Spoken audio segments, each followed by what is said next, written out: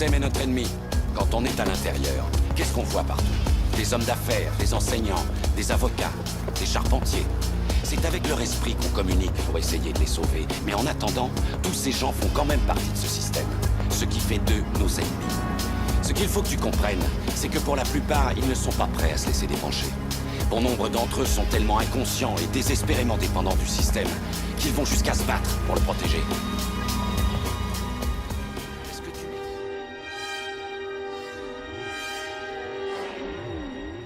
Si vous avez suivi les 9 précédents épisodes des Rendez-vous avec Rock, il faut absolument que je vous raconte une histoire. C'est une histoire fictive. Une histoire qui n'a rien à voir avec la réalité, mais cette histoire-là, si vous ouvrez vos cœurs, si vous ouvrez votre esprit à d'autres possibilités, vous allez vous rapprocher de la vérité. Vous allez découvrir ce que vous avez vécu depuis 3 mois. Nous sommes aujourd'hui le 1er juin.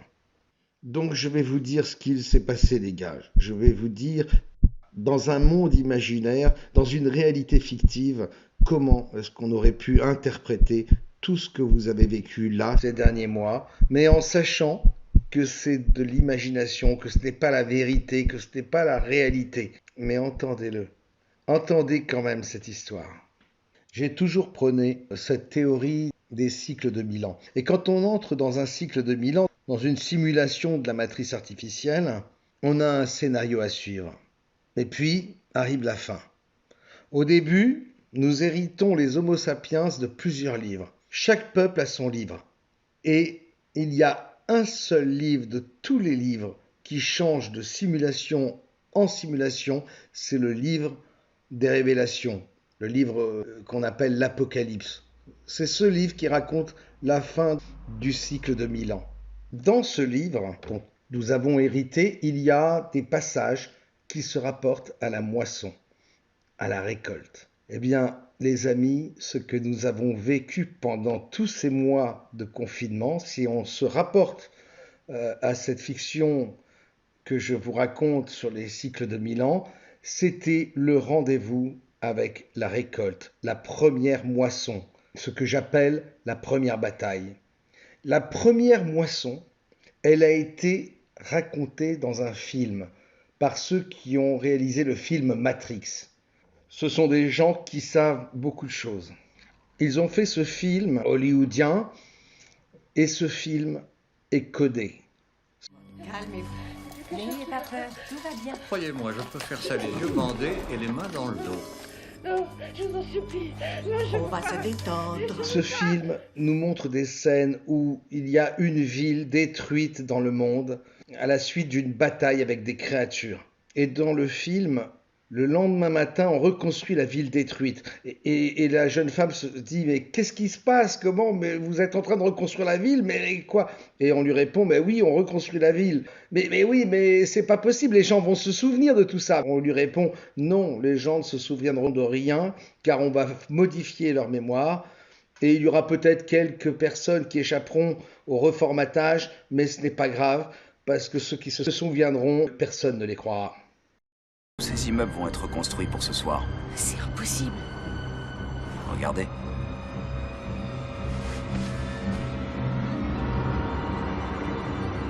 De Dieu, j'y crois pas. Mais il y a plein de monde qui a tout vu. On peut pas étouffer une chose pareille. Ils vous ont formaté. Le court terme, c'est facile. Ils n'auront pas tout le monde, mais on ne croit jamais ce qui passe entre les gouttes. Il s'est passé des choses pendant ces 3 mois de confinement, les amis. Alors pourquoi je vous parle de ça? Pourquoi je vous parle de ce film Jupiter? Eh bien parce que c'est le haut de la pyramide, avec l'œil, le pyramidion détaché de sa base. C'est l'Abrasax.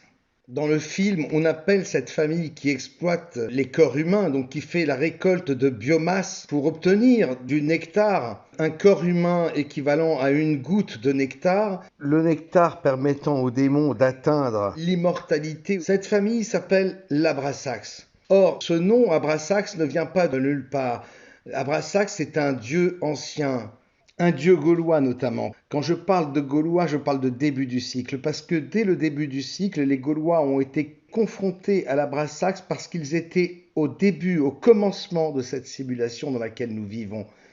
Cette simulation a démarré en Gaule. Et ce dieu Abrasax est un dieu qui porte une tête de coq et des jambes de serpent.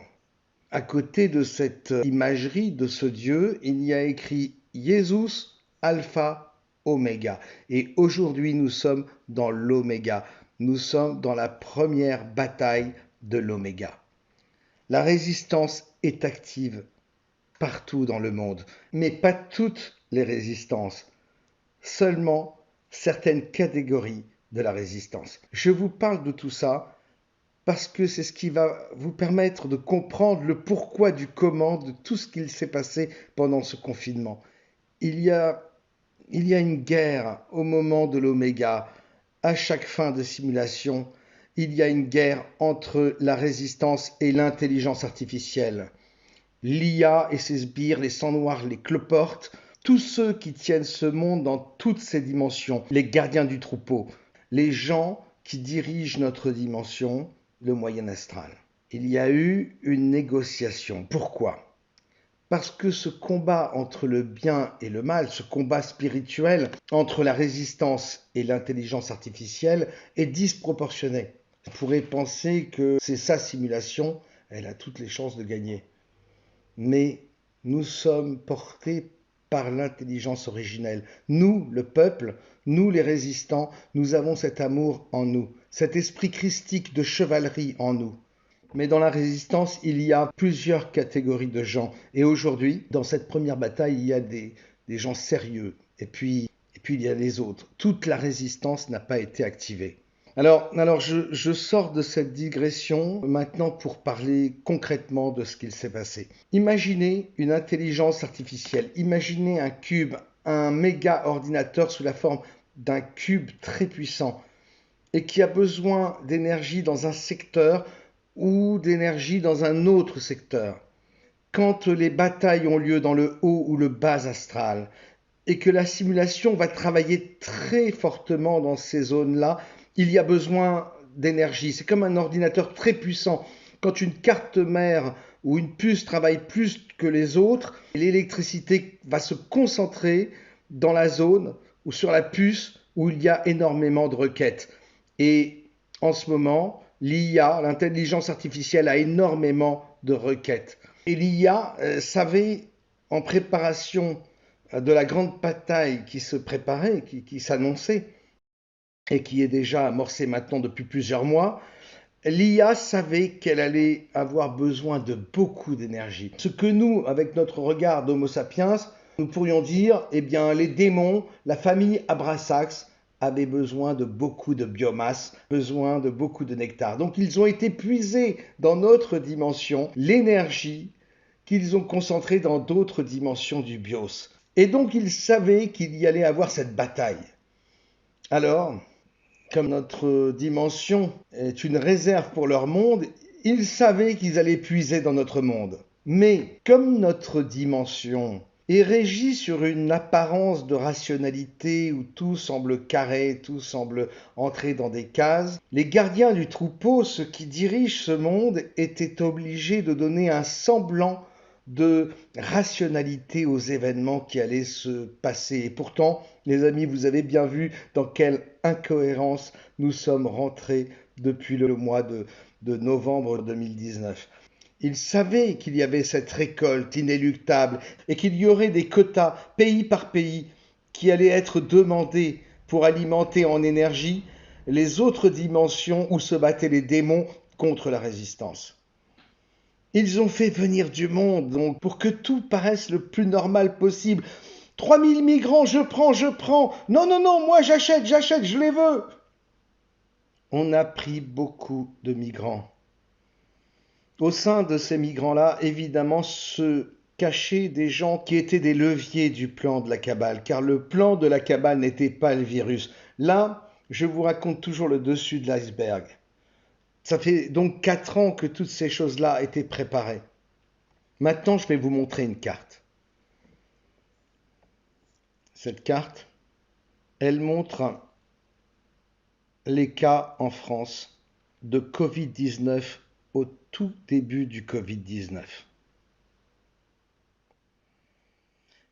Et en parallèle à cette carte, vous allez regarder maintenant l'autre carte que je vous montre. C'est la carte de l'implantation historique des mosquées en France en 2005. Et vous comparerez ces deux cartes. Tout le monde connaît ce qu'il s'est passé en termes de résistance aux États-Unis. Ça a été rendu public par tout le mouvement et toute l'obédience QAnon.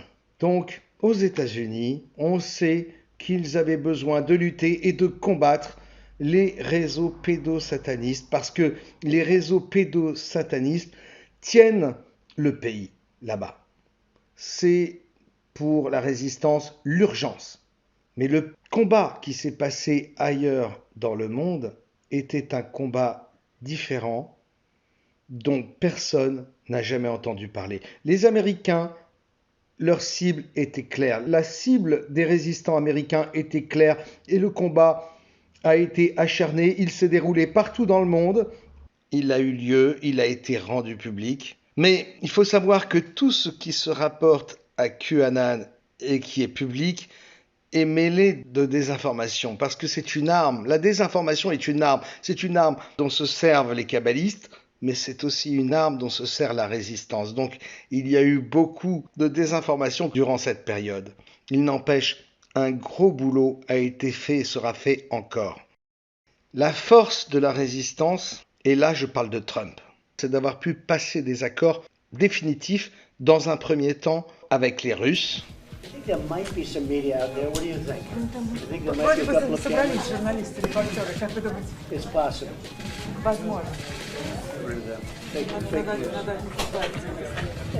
You don't have a problem in Russia. We have.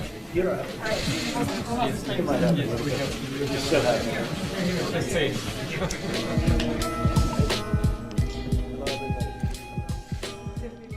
Et d'avoir pu passer des accords avec les Chinois. Et à partir du moment où la résistance a passé des accords avec les deux blocs les plus puissants qui sont la Russie et la Chine, qui auraient pu basculer de l'autre côté, la Kabbale a été prise en tenaille à partir de ce moment-là. Et elle a perdu entièrement la main face aux trois blocs les plus puissants du monde. L'Amérique, la Chine et la Russie. Face à ça, les kabbalistes ne pouvaient plus lutter. Militairement, face à cela, et les chefs d'État, qui sont des comédiens, ne pouvaient plus résister. Alors, effectivement, ils ont continué leur agenda, ils ont continué leur diatribe, leur logorée, mais ce n'était que pour sauver les apparences.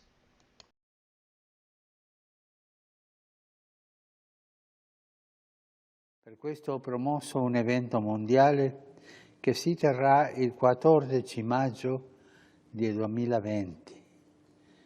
In un momento di estrema frammentazione, di estrema contrapposizione, c'è bisogno di unire gli sforzi, di far nascere un'alleanza educativa per formare persone mature capaci di vivere nella società e per la società. Un proverbio africano recita che per educare un bambino serve un intero villaggio, ma dobbiamo costruirlo, questo villaggio, tutti insieme, per educare i bambini, per educare il futuro. Dobbiamo fare in modo che questo villaggio faccia crescere in tutti la consapevolezza di ciò che unisce le persone e tutte le componenti della persona, lo studio e la vita, le generazioni, i docenti e gli studenti, la famiglia e la società civile, con le sue espressioni politiche, produttive, imprenditoriali e solidali.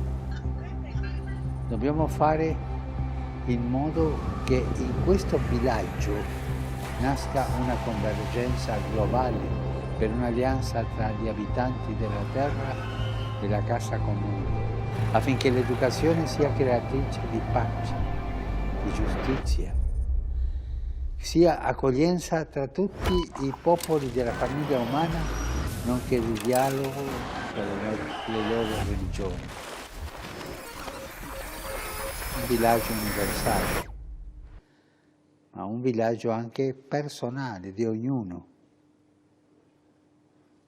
Dobbiamo fondare i processi educativi sulla consapevolezza che tutto nel mondo è intimamente connesso ed è necessario trovare altri modi di intendere l'economia, la politica, la crescita e il progresso. Dobbiamo avere il coraggio di formare persone disponibili a mettersi al servizio della comunità. Per questo desidero incontrarvi a Roma per promuovere insieme ed attivare questo patto educativo. Insieme a voi faccio appello a tutte le personalità pubbliche che a livello mondiale sono già impegnate nel delicato settore dell'educazione delle nuove generazioni. Ho fiducia che non si tireranno indietro. Cerchiamo insieme di trovare soluzioni, avviare i processi di trasformazione senza paura. Invito ciascuno di voi ad essere protagonista di questa alleanza. L'appuntamento è per il giorno 14 maggio 2020 à Rome. Depuis la fin de l'année 2019, nous n'avons assisté qu'à une reculade de la cabale. Je ne vous ai encore rien dit de tout ce que je sais et de tout ce que j'ai tu durant tous ces mois, et je peux vous dire que pour moi, ça a été très violent de garder ça pour moi. J'ai laissé parler et BFM sur le virus, et les réseaux sociaux sur le vaccin, les implants, la nanotechnologie, la 5G et les dangers du masque.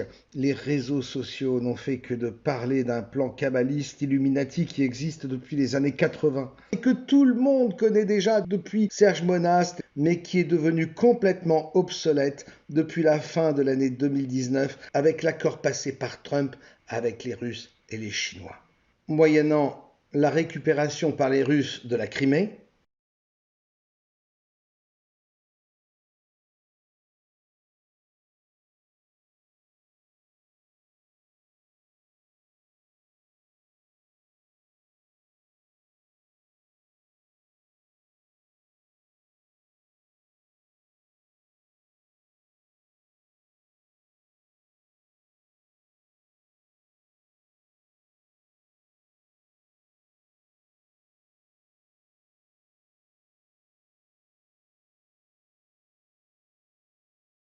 attention les amis, je vous parle d'un monde imaginaire. Cet accord passé avec les Russes contre la Crimée, pour les Américains, il s'agissait de prendre possession du pétrole du Venezuela.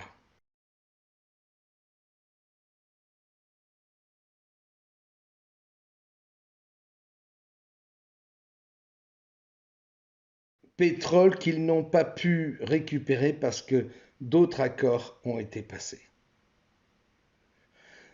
N'oubliez pas que le Venezuela est entre les mains de Maduro, qui est l'ancien membre d'une des plus grandes sectes qui existent au monde, une secte très puissante. Et le gourou de cette secte est soupçonné d'être un pédophile. Vous avez là-dessus tous les éléments qui peuvent l'attester. Alors, la résistance ne pouvait pas être partout présente dans le monde.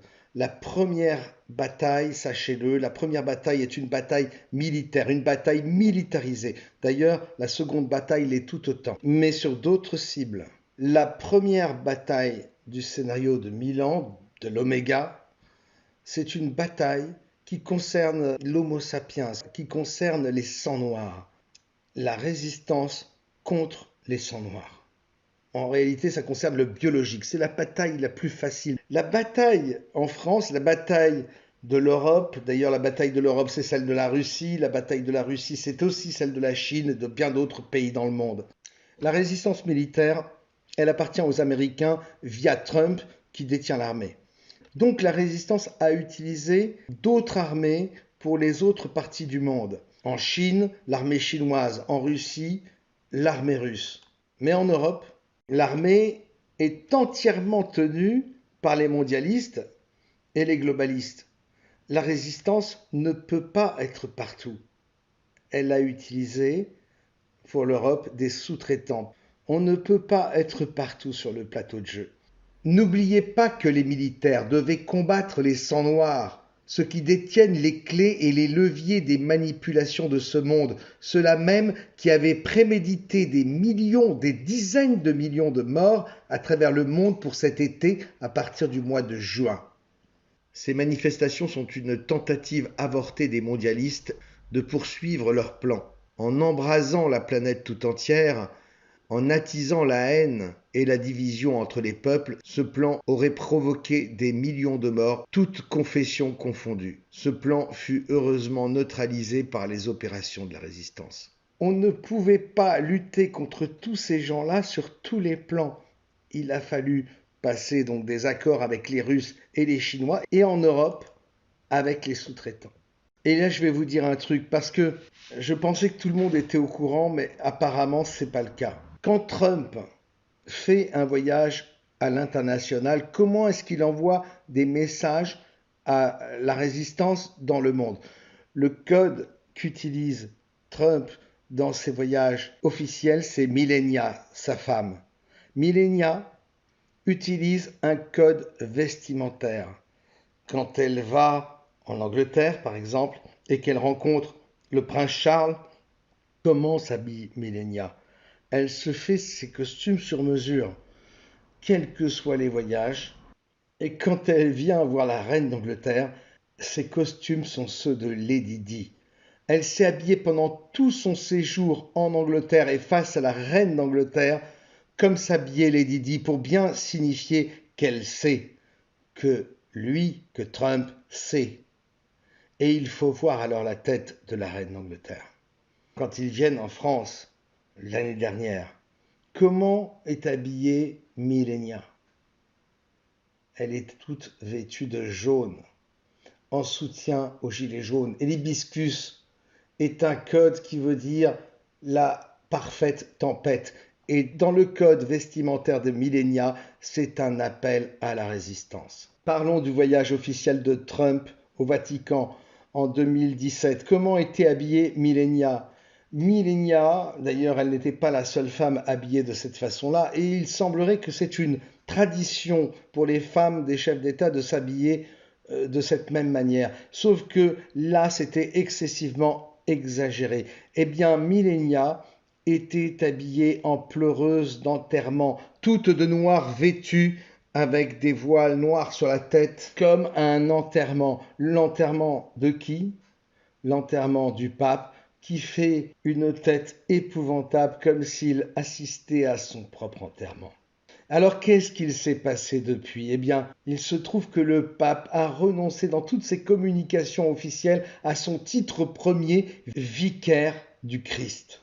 On sait que quand le pape communique, il y a 20 lignes de présentation du pape avec ses titres officiels. Or, qu'est-ce qui fait d'un pape un pape? C'est son premier titre, la première ligne de présentation, soit le titre de vicaire du Christ, c'est-à-dire le représentant du Christ sur la terre. Eh bien, le pape François a supprimé cette ligne. Ça a fait un tollé dans les coulisses du Vatican et chez les gens qui sont des initiés du catholicisme, parce que c'est la tradition millénaire, ce titre, vicaire du Christ. À partir de ce moment-là, on peut considérer qu'il n'est plus le représentant du Christ sur la terre. N'oubliez pas qu'un peu plus tôt, il annonçait à tout le monde qu'il allait activer le nouvel ordre mondial.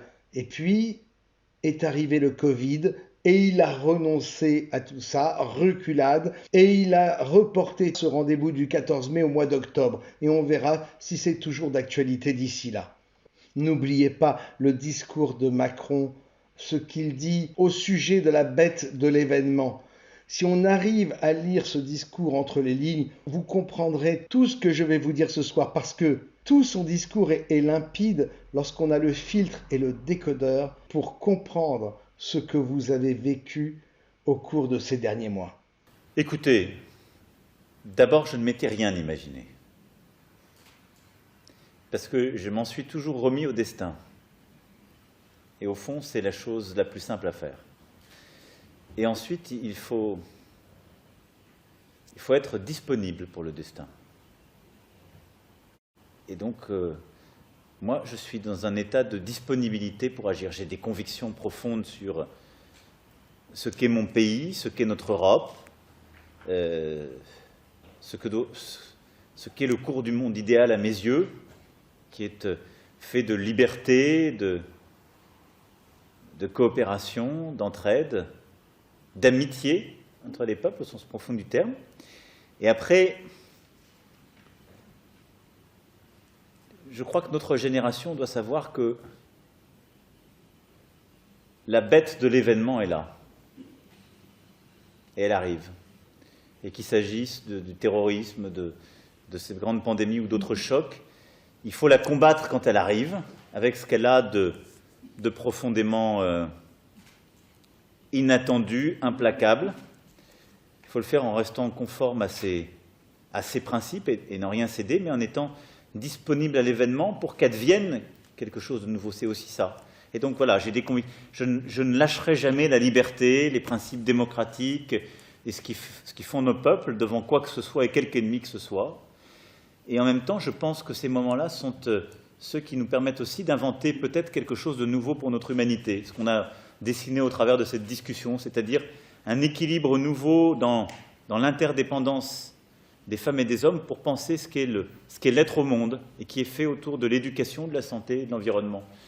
Et donc je suis dans cet état d'esprit-là, prêt à me battre et à essayer à la fois de porter ce en quoi je crois et d'avoir cette part de disponibilité pour essayer de comprendre ce qui paraissait impensable. Et il faut avoir cette part de disponibilité, y compris intellectuelle, je dirais personnelle, aussi sensible, pour accepter l'événement tel qu'il arrive et pas le mettre dans une catégorie tout de suite, parce que je pense que nos peuples le vivent aussi très profondément. Et nous sommes tous en train de le vivre comme ça, donc il faut accepter que ça nous change, sans pouvoir tout dire sur ce que ça change en nous.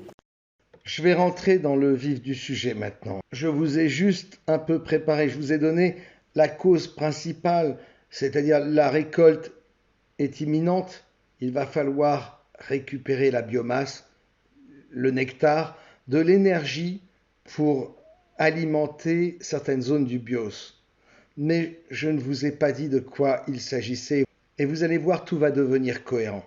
Vous allez comprendre tout ce qu'il s'est passé, toutes les gesticulations. J'étais effaré en écoutant BFM car je trouvais ça tellement déprimant, Le virus. Alors je savais que ça s'adressait à des Sims, à une certaine catégorie de la population. Et puis j'étais aussi déprimé en écoutant les réseaux sociaux parce que il était question tout le temps du vaccin, de la nanotechnologie, des implants, de la 5G. Alors ça a permis d'éveiller certaines personnes. Mais en réalité, ça a surtout permis d'angoisser les gens et d'occuper leur esprit. Et pendant que les gens avaient leur esprit occupé, les gens n'ont pas vu ce qu'il se passait réellement. Ils n'ont pas vu la réalité des opérations sérieuses qui étaient entre les mains de la résistance. La cabale a été prise en tenaille entre les Russes, les Chinois, les Américains et en Europe, les sous-traitants. La cabale était donc impuissante, elle ne pouvait donc plus rien faire ni décider. Et c'est pourquoi nous avons assisté à une reculade permanente. On va lancer une application de traçage anti-Covid. Et puis c'est en fait un truc creux vide, on recule là-dessus. On va faire le vaccin. Le vaccin était prêt en même temps que le virus, mais au final on n'a pas le vaccin. La fondation créée par Bill Gates finance des programmes de recherche sur les vaccins, notamment sur le Covid-19. Maintenant, d'où vient cette histoire de puce qui permettrait de nous géolocaliser ? La Gates Foundation soutient le développement d'une technologie qui donnerait la possibilité, dans des pays dont les infrastructures de santé sont faibles, de savoir qui a été vacciné. Les chercheurs souhaitent utiliser des patchs équipés de micro-aiguilles qui vaccineraient tout en laissant la marque de cette vaccination dans la peau. Mais ce système ne permet absolument pas de localiser la personne vaccinée. Ces rumeurs sont inexactes. Il s'agit d'un simple signal de couleur que le téléphone reconnaît, mais qui est invisible. Il n'y a aucun moyen de le localiser à distance. Rien de tout cela n'est possible. D'accord, c'est pas de la géolocalisation, mais tout de même, cette technologie, ça ne vous fait pas un peu penser à la marque de la bête? Vous savez, dans le livre des Révélations dont je vous parlais au début de cette histoire, Apocalypse 13-16, et elle fit que tous, petits et grands, riches et pauvres, libres et esclaves, reçussent une marque sur leur main droite ou sur leur front, et que nul ne put acheter ni vendre sans avoir la marque, le nom de la bête ou le nombre de son nom. En France, nous en faisons déjà une première expérience aujourd'hui, comme pour nous habituer. Expérience rudimentaire, certes, mais avec les masques. Essayez d'entrer dans une boutique en ce moment sans votre masque. Ça commence comme ça, puis, comme on dit, tant que je gagne, je joue. Demain, ce sera peut-être le vaccin Windows avec sa marque reconnaissable avec la bonne application sur un smartphone que la caissière ciblera sur vous. Si vous n'êtes pas vacciné, vous ne pourrez plus entrer nulle part, vous ne pourrez plus acheter ni vendre. La marque de la bête, ce sera le vaccin. En tout cas, voilà clairement défini le plan des Illuminati. Et c'est de plus en plus visible, ça devient de plus en plus facile finalement de savoir qui travaille pour qui et qui se soumettra. Inversement, ça sera de plus en plus simple de savoir qui appartient ou pas à la résistance. Un vaccin, Bill Gates. Bill Gates, c'est Microsoft. Un vaccin nouvelle génération bourré de nanotechnologie. Ce vaccin, pour l'activer, il faut une impulsion électrique. C'est-à-dire que ça ne suffit plus d'injecter un produit dans le corps humain. Il faut en plus produire une impulsion électrique pour activer le vaccin avec toute sa nanotechnologie embarquée. Bill Gates, il nous prend pour des périphériques d'ordinateur. Avec les vaccins, il va nous refaire le coup des antivirus et nous réduire tous en esclavage comme on l'a été avec Windows. Les rappels de vaccination avec Bill Gates, ça va vite devenir des mises à jour. Les mises à jour Microsoft. Ce vaccin Windows, c'est clair que ce serait le premier grand pas vers le transhumanisme pour tous. Et puis le problème, c'est que tout ce qui touche à Microsoft, on sait bien que ça finit par bugger un jour ou l'autre. Alors des vaccins comme ça, qui en veut? C'est peut-être Bill Gates qui va finir par planter au final. Il n'y a plus qu'à l'espérer en tout cas. Alors, il n'y a pas que des bonnes nouvelles dans ce que je dis, il y a aussi des mauvaises nouvelles, mais on n'en est pas là. Et puis il y a surtout des bonnes nouvelles, et c'est surtout ça qu'il faut retenir. Pendant toute la période de confinement, il fallait observer le ciel. Il y a eu non seulement une comète, mais il y a eu aussi des gens qui ont observé des étoiles bizarres dans le ciel. La résistance, comme je vous l'ai dit, ne pouvait pas être partout. Mais il y a un adage bien connu qui dit que les ennemis de nos ennemis sont nos amis. Et parmi les ennemis de nos ennemis, les kabbalistes, il y a les sous-traitants. En Europe, ce sont les sous-traitants qui ont été aux affaires. Maintenant, je vais vous demander de faire des recherches sur Internet sur quelque chose qui a été éventé il y a 4 ans et qui est l'opération Ronce. Je ne sais pas si vous vous en souvenez de ça. L'état-major de l'armée sait qu'un jour viendra où il devra reconquérir ces terres devenues étrangères sur notre propre sol. Le plan est déjà dans les cartons. Il a pour nom Opération Ronce. Quelles sont vos sources? Quelqu'un très proche de l'état-major. Vous prétendez que l'armée française est prête à faire quoi un nettoyage. À faire du nettoyage? Oui. C'est mon rôle. Je vous tiens de sources sûres, de gens très proches de l'état-major. Je n'ai pas donné ce nom Ronce en vain. Le plan français est prêt. Alors évidemment, c'est pas facile de comprendre quel est le rapport entre un virus, la Brassax, la résistance, les sous-traitants et l'opération Ronce. C'est pas simple d'y voir clair dans tout ça. Mais je reviens à ce que les peuples ont vécu. Les familles n'ont pas pu voir les victimes du Covid-19. Et je vais vous dire une chose, les cercueils étaient vides. Les corps, en fonction des hôpitaux, transitaient soit dans le coma, ils transitaient vivants dans le coma, ils passaient par les bases de l'OTAN, puis partaient en Asie.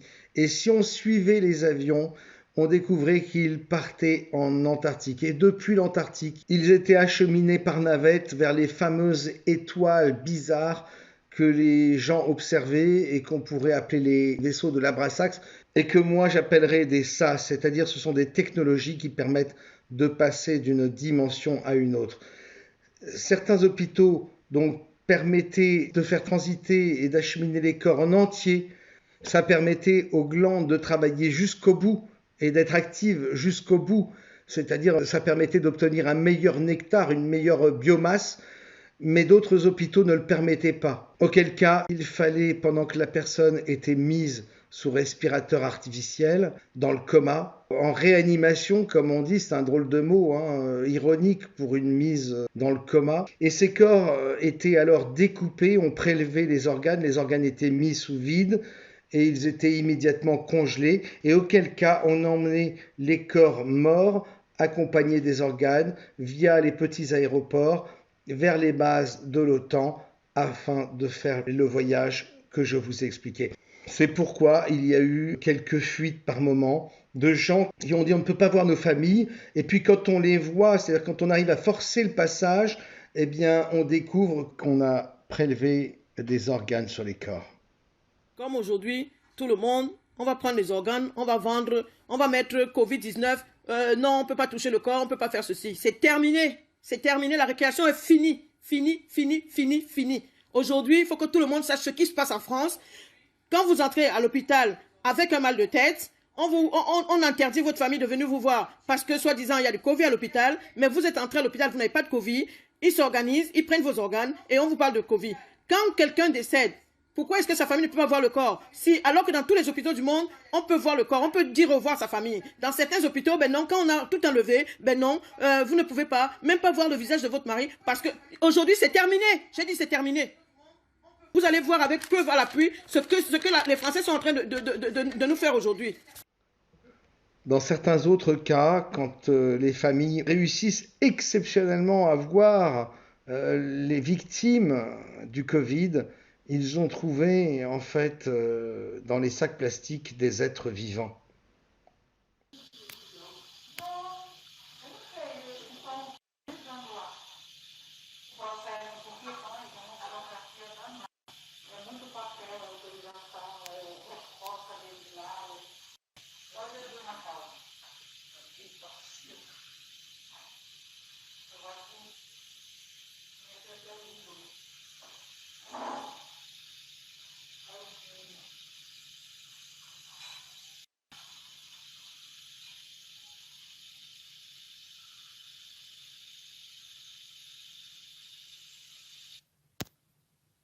C'est quoi ce délire? Bon. C'est un truc de ouf. C'est un truc de déglingo. Un truc de déglingo, les amis. Pour la grande majorité des cas, les gens n'ont vu que des cercueils. Les cercueils étaient vides. La résistance a dû prendre les choses en main et elle a choisi de remplir un minimum des quotas exigés par la famille Abraxas, avec des personnes généralement âgées de 80 à 90 ans, des personnes grabataires ou gravement atteintes de maladies incurables parce que c'était un moindre mal. Il fallait surtout éviter que cette récolte soit dirigée et contrôlée par les membres de la cabale, les Illuminati, parce qu'alors la récolte aurait fauché indistinctement des enfants, des jeunes, des adolescents, des adultes. Ce travail a été fait, c'est vrai, parce que nous vivons dans la simulation, nos consciences sont projetées dans le cube et c'est le cube qui impose ses règles. En dernière instance, lorsque l'IA a besoin d'énergie pour répondre aux requêtes dans le BIOS, si l'énergie ne lui est pas fournie, elle se sert elle-même. C'est ce que nous voulions à tout prix éviter. L'énergie devait être envoyée. Nul ne pouvait lutter contre cet impératif. Mais au-delà de ça, à partir du moment où la résistance a pris en tenaille les mondialistes, la résistance a choisi sa cible prioritaire. Aux États-Unis, les pédosatanistes.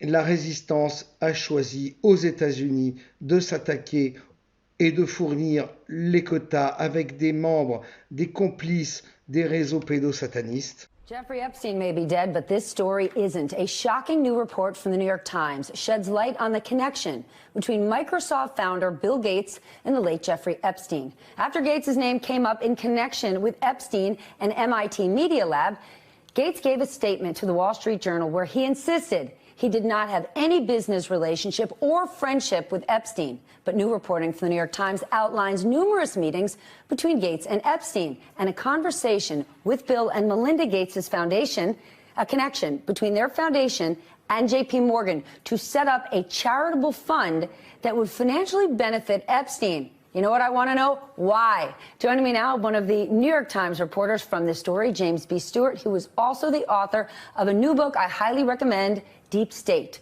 Trump, the FBI, and the Rule of Law. Let's start with this. Gates says, no relationship, nada, nothing. You report these two men met at least 6 times. What does Gates say about that? Well, I believe that there were more, and he and his spokespeople would not say how many in total they actually met. But this included visits to the mansion, seeing each other in Seattle, flying on Epstein's plane, when we all know Bill Gates has his own $40 million plane. And then, as an investigative reporter, why would Gates say, oh, I had no relationship with him, when, of course, he knows what the facts are? So that always sets off red flags for me. He also has one of the largest, most established foundations on his own.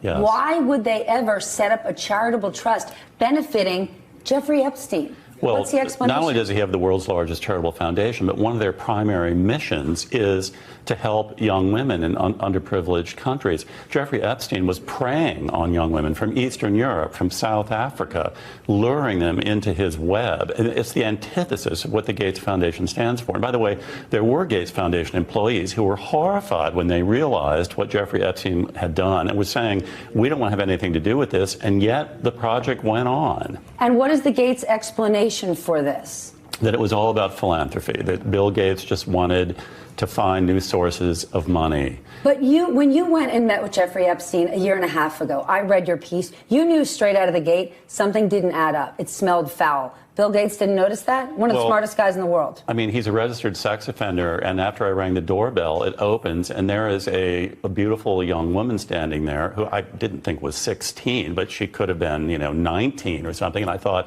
whoa, a sex offender has a beautiful young woman opening the door. So I didn't even have to go through the door before I realized there's something really weird going on here.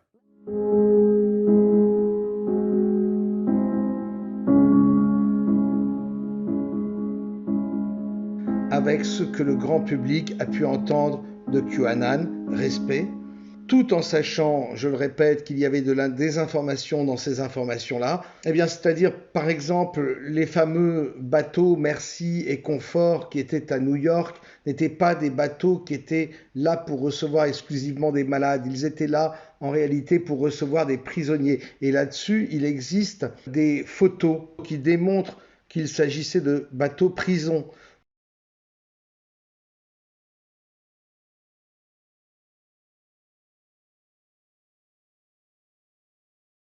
De la même façon qu'ils ont récupéré des enfants dans les souterrains de New York et qu'ils les ont placés dans les hôpitaux militaires de Central Park, qu'il était impossible d'approcher, mais il existe également là-dessus des photos de camions qui livraient ces hôpitaux militaires, et ils les ont livrés de quoi?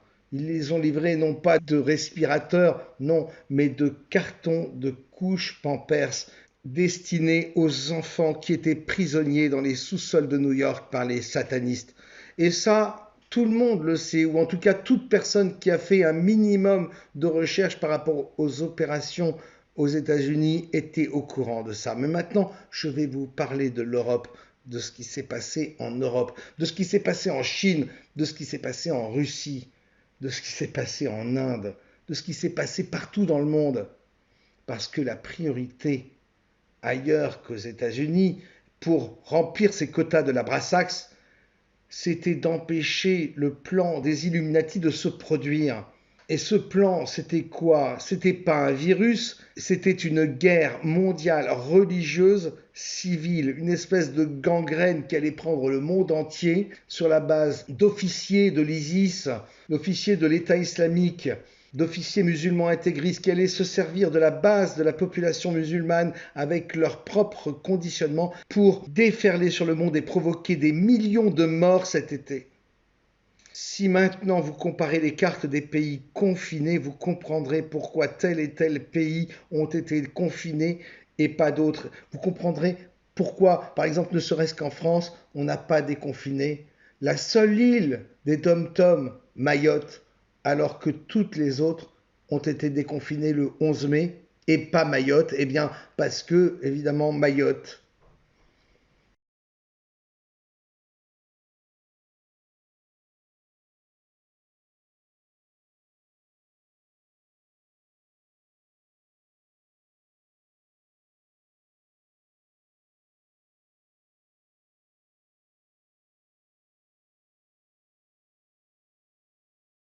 Il y a eu des opérations secrètes sérieuses qui ont été accomplies par nos sous-traitants en Europe. En fait, ces sous-traitants, ce sont des groupes de services secrets militaires européens qui ont pour idéologie que l'Europe est un territoire chrétien et que si on laisse la démographie courir comme ça et l'arrivée de musulmans en masse sur le territoire, dans 20 ans, l'Europe serait tenue par des musulmans. D'ailleurs, il suffit d'écouter le discours de l'imam de Lille qui, il y a à peine 2 ans de cela, disait aux gens « Voilà le prophète sallam comment il a planifié dans un secret total son plan d'action, son projet, son programme. On ne doit pas dévoiler tout ce qu'on fait aux autres, chers frères, chères sœurs, mais on doit travailler secrètement, jusqu'à qu'on mette en place le projet entier. En tant que communauté musulmane de France, nous devons travailler en douceur, sans crier au loup. Nous devons suivre le prophète sallallahu alayhi wa sallam, comment il a transmis son message, comment il a transmis sa da'wa. Un des compagnons lui dit, si tu nous le permets, nous attaquons demain les habitants de Minan. Les compagnons étaient prêts, du moment qu'ils ont passé un serment, du moment qu'ils ont compris leur rôle à jouer dans la société, ils étaient prêts. Mais le prophète sallallahu alayhi wa sallam, il lui dit, rien ne permet cette attaque pour le moment, retournez à vos campements. Parce que les compagnons à cette époque-là, ils étaient dans une situation de faiblesse. Et quand on est dans une situation de faiblesse, il faut attendre un peu. C'était il y a 2 ans, mais il se trouve que l'ordre allait être donné par la Kabbale cette année pour le mois de juin. Et pas seulement pour la France. En Chine, ils avaient le même problème. Dans ces camps de rééducation qui sont en fait de véritables prisons. Les détenus qui n'ont commis aucun crime sont internés parce qu'ils sont musulmans. Les plus croyants sont forcés de manger du porc et de boire de l'alcool alors que l'islam l'interdit. Et s'ils n'obéissent pas, ils sont torturés. Un vrai système de lavage de cerveau.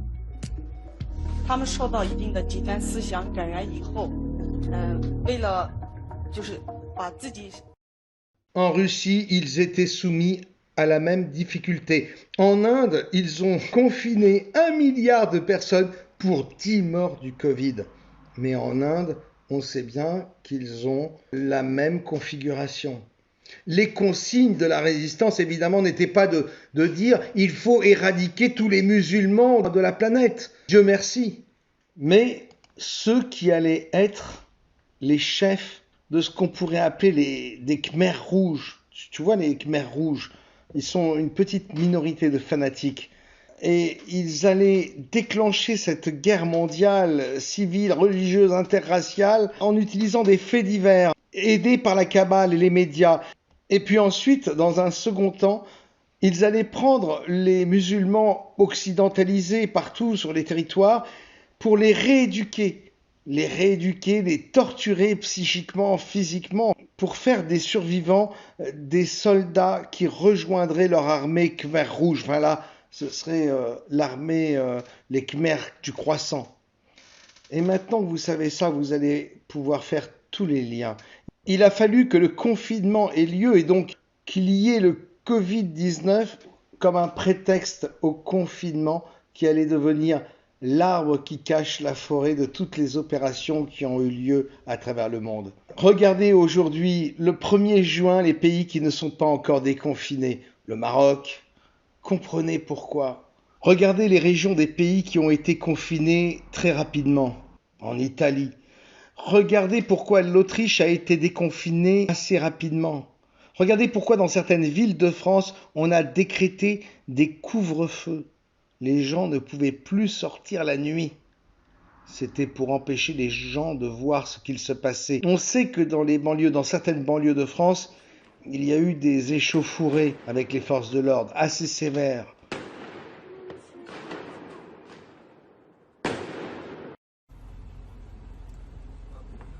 Messieurs, ça va?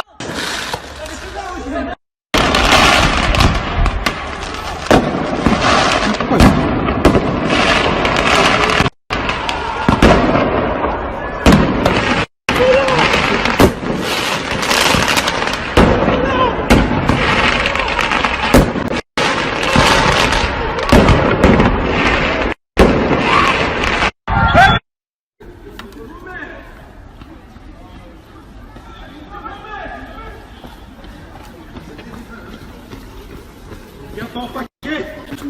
Putain, pas en paquet.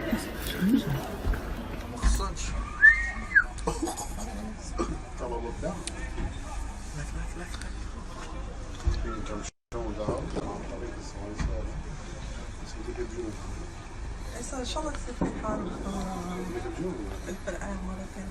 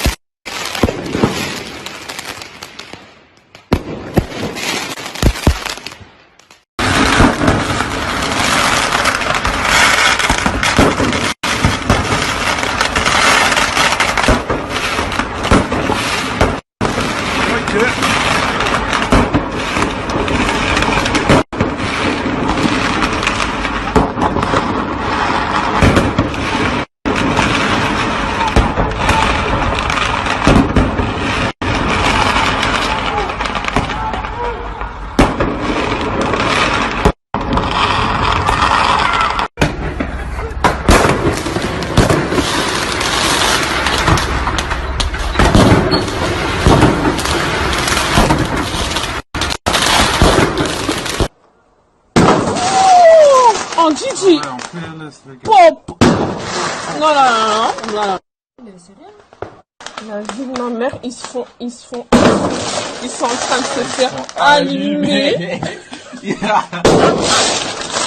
Bon. Ils sont allumés, putain. Et voilà,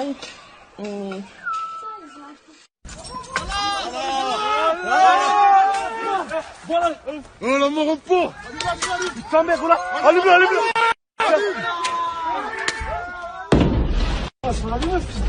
T'as du corps au cul. Comment j'étais quoi? T'es-moi les bandits, ils font allumer leur grand-mère les putes. T'es-moi comment ils se font allumer. Tenez vos mères les putes, hein. Faites-vous allumer, bande de fils de pute, là. Ah. Eh ouais. Ah, je vais mourir.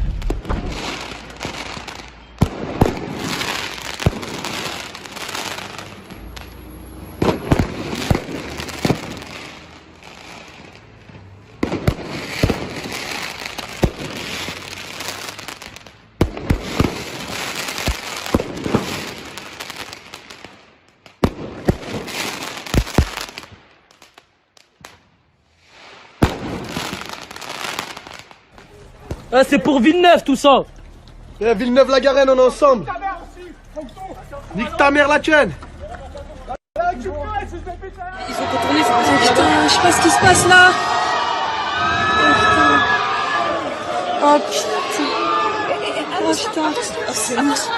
Mais tu te snap plus. Snap plus.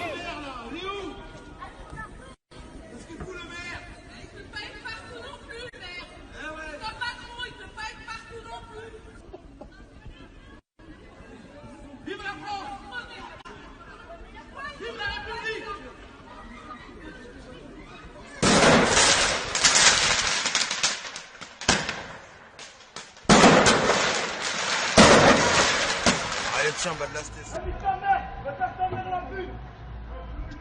Wow.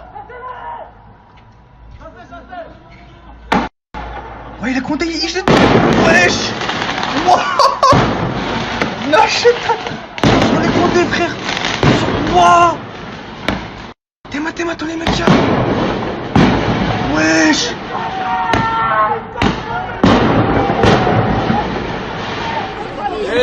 C'est bien les gars, voilà un tir bizarre qu'on va pas se reconnaître. Eh quoi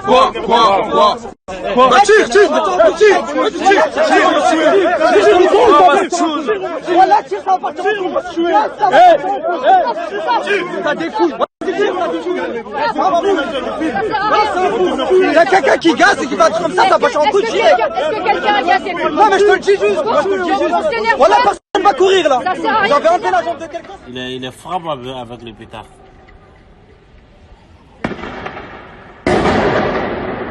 Ils vont les blesser, hein.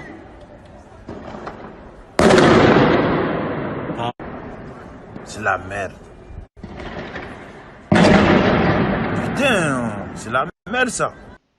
Remarquez une chose, toujours le même mode opératoire, les feux d'artifice, comme si toutes les banlieues s'étaient donné le même mot, comme s'il y avait eu une organisation occulte pour repousser les forces de l'ordre avec les mêmes armes, c'est-à-dire des mortiers de feux d'artifice. Ça vous paraît pas étrange comme une mise en scène? C'était du bruit, des pétards, pam, pam, pam, très violent, et de la lumière très éblouissante, pour que les gens se mettent au balcon et regardent comme hypnotisés le spectacle pendant qu'en réalité les choses sérieuses se passaient sur les autres façades des immeubles, parce que les opérations sous l'égide de la résistance se sont passées appartement par appartement. La matrice arrive dans les 15-20 ans de la finalité du programme. Je ne vais pas vous raconter ce que c'est que la finalité du programme ce soir, mais il va arriver à un moment où la matrice ne peut plus cacher ce qu'elle est vraiment. Le nouvel ordre mondial allait utiliser les musulmans, les officiers intégristes de l'État islamique, infiltrés en Europe à travers le phénomène des migrants pour déclencher une guerre mondiale religieuse, interraciale, civile, qui allait provoquer des millions de morts et qui remplirait, tout en sauvant les apparences, les quotas qu'exigeait l'Abrasax. C'était la première phase du plan des mondialistes pour satisfaire aux demandes de l'Abrasax. Et c'est ce que la résistance a empêché à travers le Covid-19, ce virus, ce pseudo-virus. Parce que vous devez comprendre que la bataille a lieu et il y a d'autres dimensions dans le monde. L'Abrasax n'est pas de notre dimension. La bataille se déroule aussi dans le haut et dans le bas astral. Et c'est là que l'énergie devait être concentrée pour que les kabbalistes, c'est-à-dire les démons, puissent résister à la force puissante de la résistance. De tout temps, il y a eu des récoltes à travers le monde, mais généralement, les récoltes sont locales. Et ça, ce qui était prévu maintenant, c'est la récolte mondiale. Pourquoi ?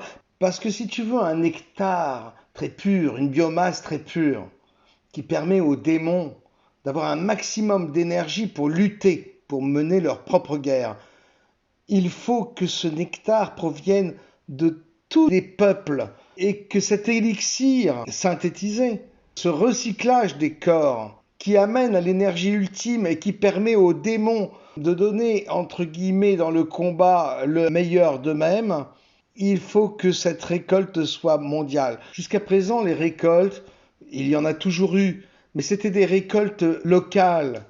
Là, c'est une récolte mondiale. Il s'agit d'un cocktail.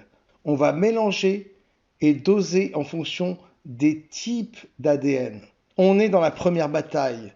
Je vous l'ai dit symboliquement, comme tout a commencé en Gaule, tout se terminera en Gaule. Et il se trouve que quand la Gaule a décrété que le déconfinement aurait lieu le 11 mai, entre la nuit du 10 et du 11 mai, il s'est produit des choses dans les autres dimensions dont nous n'avons pas connaissance. Enfin, Quand le monde entier a senti cette odeur de soufre dans la nuit du 10 au 11 mai, c'était la résultante des combats qui ont eu lieu dans les autres dimensions. Cette odeur de soufre, c'est un phénomène historique dans l'histoire de l'ufologie. On sait que dans les manifestations ufologiques, il y a très souvent un accompagnement d'odeur de soufre parce que le passage d'une dimension à une autre au niveau de la fréquence fait que il y a du soufre qui est émané et que nous, Homo sapiens, nous ressentons.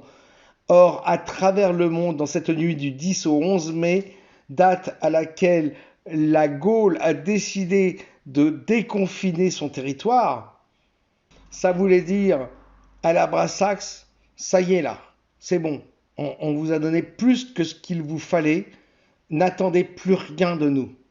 À ce moment-là, le signal a été donné à toute la résistance, dans toutes les dimensions, et la charge a été donnée. On a attaqué ces vaisseaux, ces sas, qui recueillaient la biomasse. Il y a eu aussi pour effet corollaire, la fameuse histoire du Brésil, avec ce fameux vaisseau qui a été observé par de nombreux témoins. Et là, je vous renvoie au film Jupiter, quand ils détruisent la ville, ils la reconstruisent. Et quand ils reconstruisent la ville, ils reconstruisent les mémoires.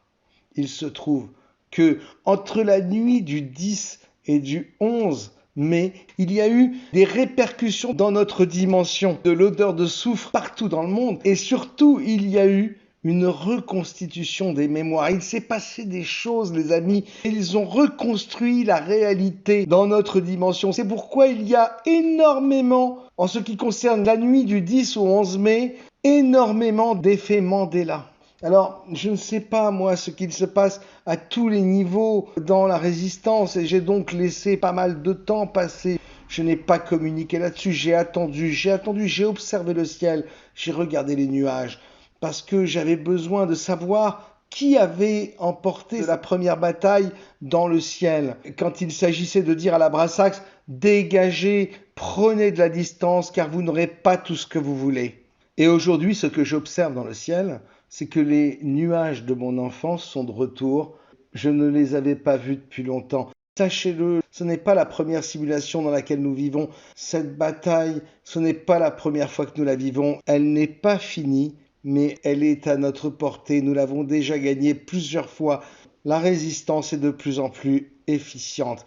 Nous sommes de plus en plus efficaces.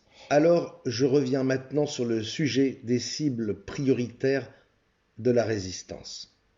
En France, vous avez un bâtiment qui a été mis en quarantaine pendant très longtemps. C'était le Charles de Gaulle, le porte-avions. Tous les soldats étaient malades, soi-disant. On pourrait se demander en fait si le Charles de Gaulle n'était pas une sorte de lieu où on mettait des gens de l'armée française au secret de façon à ce qu'ils ne puissent pas communiquer avec leur famille pendant que les opérations se déroulaient.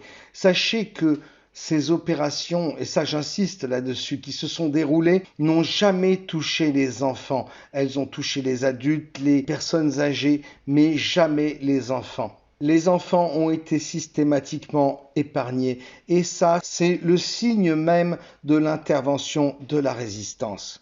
Et c'est pour ça que le gouvernement qui était soumis aux ordres de la résistance, pris en tenaille par les différentes armées et ne pouvant pas résister contre elles, a été obligé de créer des établissements Covid-19, des sortes d'internats de confinement destinés aux enfants soi-disant atteints du Covid-19.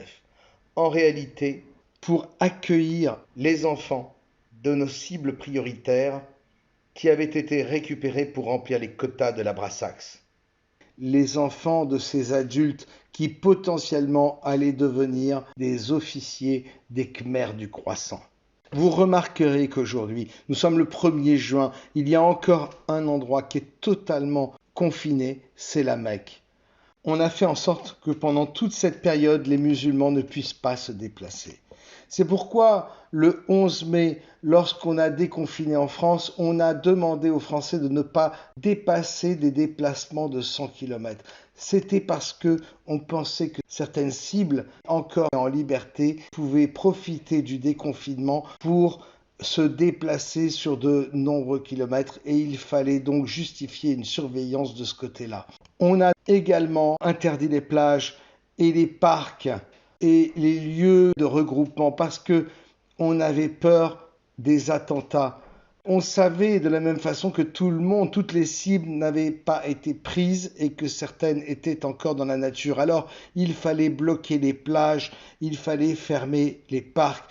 Tous les lieux où il pouvait y avoir du monde en masse étaient fermés de façon à éviter des attentats.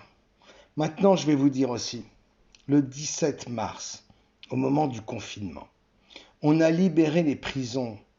On a libéré 6000 détenus entre le 17 mars et le 1er avril. 6000 détenus, et le 1er avril, il y avait 7500 victimes du Covid. Sachez-le, dans les détenus qui ont été libérés, il y avait beaucoup de fichiers S. Ces gens-là sont directement arrivés dans les aéroports de l'OTAN. Ils sont directement partis là où je vous ai dit, là où se faisait la récolte. Il y a un nettoyage qui a été fait. Ce que je vous dis est très grave. On ne l'a pas fait avec plaisir, mais il fallait le faire. Il fallait le faire parce que des millions, des dizaines de millions de morts, autant chez les musulmans que chez les catholiques, que chez les juifs, mais même chez les bouddhistes, ont été évités.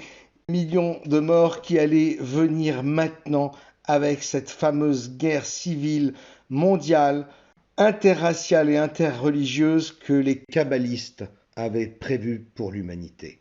On a parlé aussi, et tout le monde s'est scandalisé, des bracelets électroniques anti-Covid. Pourquoi ces bracelets électroniques ont été testés dans 2 endroits dans le monde, à Mourmansk, dans la région de Mourmansk en Russie, et dans la région d'Anvers, du port d'Anvers? Oui, alors en Russie, ce sont les régions qui décident du confinement et dans celle de Mourmansk, au nord-ouest du pays, le gouverneur a annoncé que les malades auraient le choix entre rester à l'hôpital ou alors, s'ils voulaient aller chez eux, porter un bracelet électronique. Le but, c'est d'éviter la contagion et c'est de vérifier que ces malades respectent bien leur quarantaine très stricte. Vous vous en doutez, ça a suscité beaucoup de réactions, beaucoup de critiques, y compris d'institutions proches de Vladimir Poutine. Mais les bracelets électroniques ont été commandés, ils devraient arriver dans la semaine, nous ont indiqué les services du gouverneur de Mourmansk, des services qui affirment désormais que ce système sera mis en place sur la base du volontariat. Mais comment parler de volontariat si le choix se limite entre une hospitalisation ou alors au bracelet électronique? Tapez Mourmansk musulman et tapez Anvers musulman et vous comprendrez. Vous comprendrez pourquoi c'est le nord-est de la France qui est resté confiné avec Mayotte. Mais maintenant vous allez me dire, mais comment le personnel hospitalier aurait-il pu accepter de fonctionner comme ça? C'est absurde.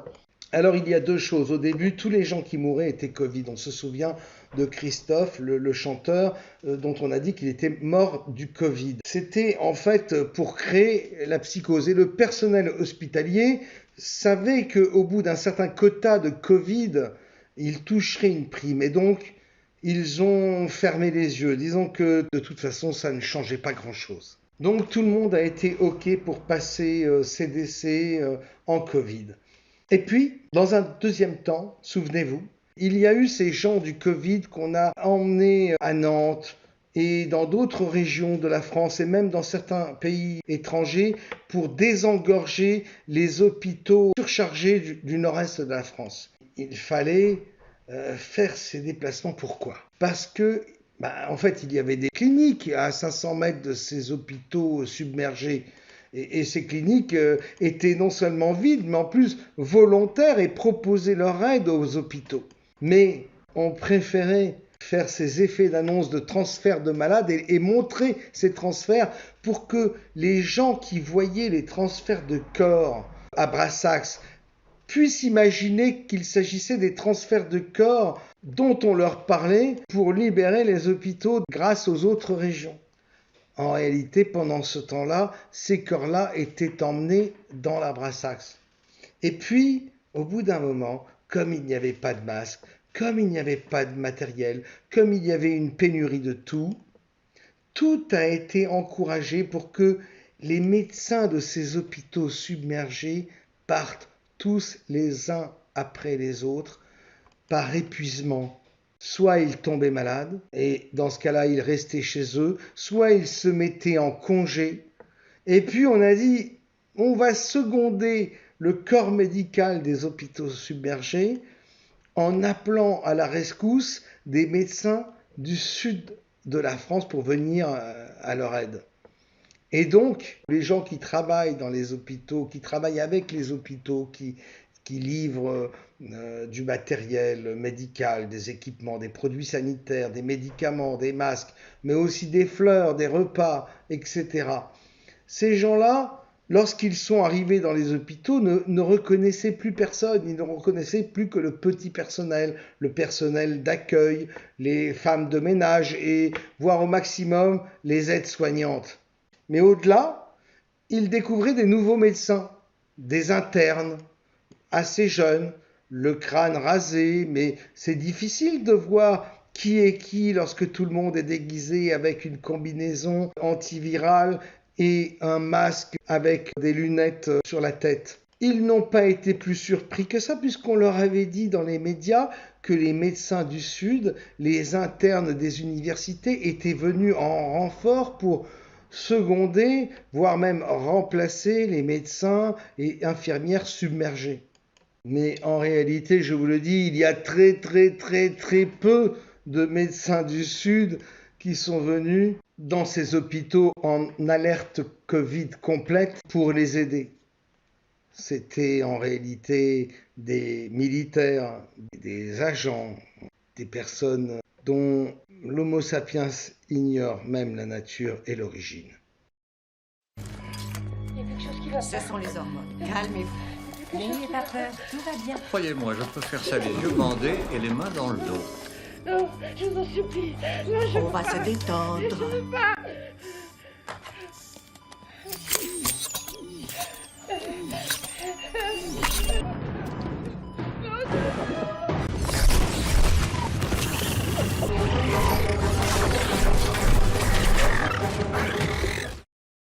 On a vu en Italie des vidéos dans les centres de réanimation au plus fort de la crise.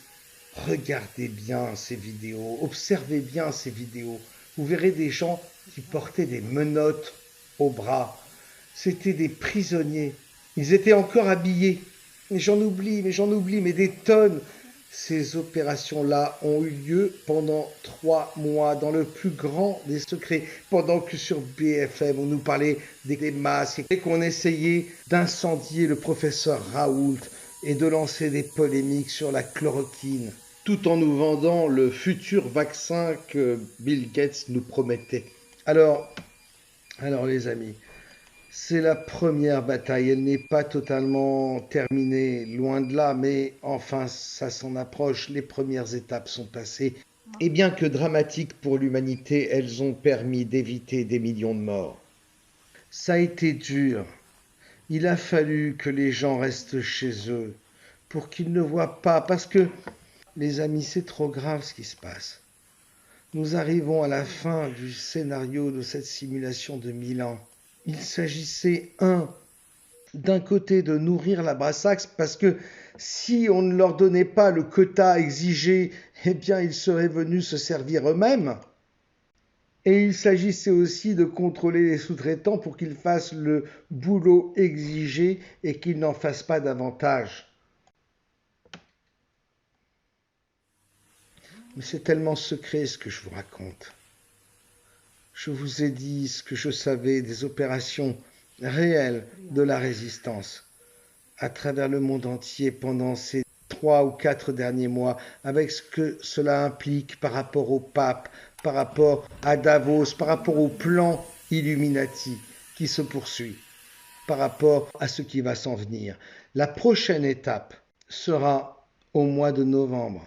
Au mois de novembre, nous saurons où nous en sommes. Il va y avoir un moment de latence d'ici novembre pour nous ici en Europe, car nous allons être lâchés parce que ceux qui ont été les sous-traitants et qui ont fait le boulot, le sale boulot, ils vont se reposer, ils ont accompli leur mission, mais ils n'iront pas plus loin. Donc, les mondialistes vont avoir les mains libres pendant plusieurs mois. Ils vont mettre en place leur propre agenda et ce sera à nous de choisir notre camp en toute sérénité, et je dis bien en toute sérénité. Et en novembre, de nouvelles cartes seront distribuées. Et nous saurons si nous devons passer à la seconde bataille ou pas. Mais les choses vont se précipiter. Aujourd'hui, la résistance n'est pas activée à tous les échelons. Il va y avoir 3 batailles, 2 batailles militaires, une bataille dans un autre domaine. Vous pouvez reprendre toutes les informations et tous les faits divers et relever toutes les incohérences. Elles trouveront leur réponse et leur logique et la solution dans tout ce que je vous ai raconté ce soir. Tout prendra un sens. Cette vidéo s'inscrit dans la continuité des rendez-vous avec Rock. J'espère qu'elle vous a permis de déchirer un premier voile important relatif à notre situation dans le monde et de prendre conscience que nous sommes bien en présence de 2 forces puissantes qui s'affrontent dans une guerre spirituelle qui ne fait que commencer. 2 humanités s'opposent et les masques sont en train de tomber. Mais restez dans votre monde, que chacun reste dans son monde. Je ne vous dis pas que c'est la réalité.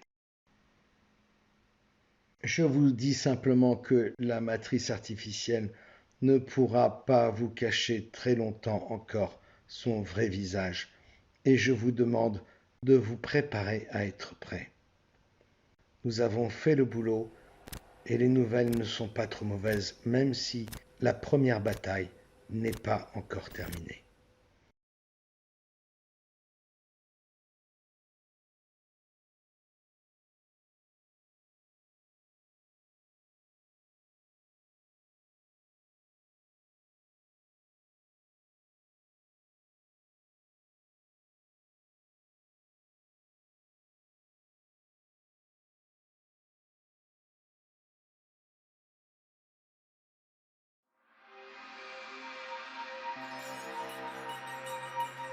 La conspiration de la matrice repose sur 2 grands principes. D'une part, le mensonge, et d'autre part, l'illusion. Maintenant, l'important à comprendre, c'est que le mensonge est partout. En réalité, nous sommes tous victimes de la conspiration des conspirations. C'est la conspiration de la matrice. Sans fausse note, un système de vipères qui te ken à forte dose. Cheat merde, des pics têtes en osmose. J'mène une vie tienne, le beefsteak et l'osmore. Le vent se lève, le temps se gare, la tempête n'attend pas. La gangrène avance à grands pas. Le monde est dans un état lamentable, tout part en éclats. Vendetta, guerre, mort, attentat. Esclave, moderne, bétail, on se perd, s'étaille, on déraille, oh merde. Réveille-toi, observe, messe noire, austère, rock, sexe, rêve, gloire, bordel. Propagande et machination, trop en transe des palpitations. République fondée par la décapitation. Mensonge, OMS, les vaccinations. Les plans prennent forme, la matrice éradication. Précieuse est ton âme, mon frère. Le mal est partout, gaffe à cette cloque atmosphère. Arpe au-delà de la stratosphère. Les ondes frappent ta zone cérébrale et ça à long terme. Armes, violence, pas romance, narcissisme et arrogance, drame, offense, télé-réalité, putain string ont remplacé la belle au bois, dormant, proie, criblé, ta foi ciblée, à force de revendiquer j'en ai la voix brisée, y'a quoi griller mes batteries, le public averti après écoute repart à chaque fois scié. Décalé, des gens meurent, on parle de top modèle. Des formats de l'aimant à coups de couple et doses mortelles. Peu à peu le voile se déchire, les vrais ennemis se déguisent et sévissent. Parole de rock, soccer. Aujourd'hui, je vous confronte aux mensonges de ce monde d'illusions dans lequel nous vivons. Je vous confronte à vos croyances et donc à vos propres illusions. Je vous invite à tout remettre en cause, à tout remettre à plat pour pouvoir construire demain solidement. Je vous invite à poursuivre cette quête jusqu'au bout, car l'hiver approche.